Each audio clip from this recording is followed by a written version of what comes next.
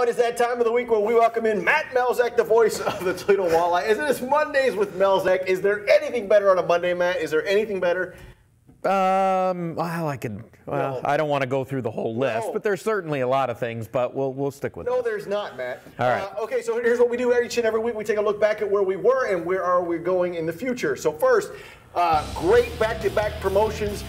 You had Alton Hirschfeld bobblehead night. You had the Hogwarts and the Wizards and the Muggles and all that stuff. But it was back-to-back shutouts. They lost on Friday night, 3-0 again. What happened? Well, I got to tell you, I mean, Cincinnati played the way that they like to play. They got the lead, which is detrimental to any team that plays them because of their style.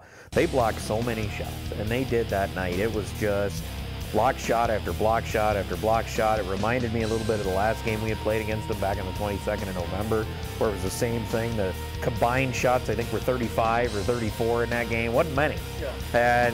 And that's the way Cincinnati wants to play it. When they get into a run and gun type of game, it's not their game. Now, they can score. They have some guys that can score, but they are a defensive, block shots, just grab the lead, take advantage of an opportunity, and win a game.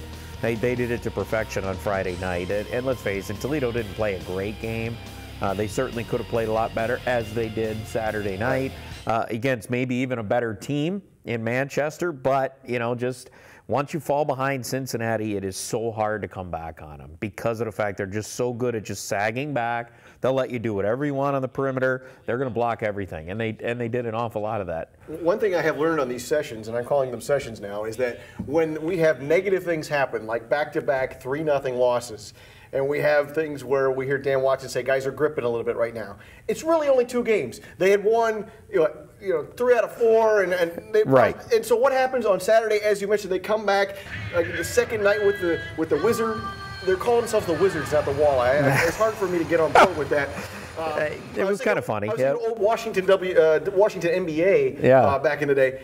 But what was the difference Saturday night from Friday? Well, I'll tell you a couple of things. And actually it really goes back to the Fort Wayne game where Toledo played so well against Fort Wayne, and we had talked about it the previous week, and they didn't get a win. Yeah, I mean, and sometimes you didn't get a win, you didn't get a goal.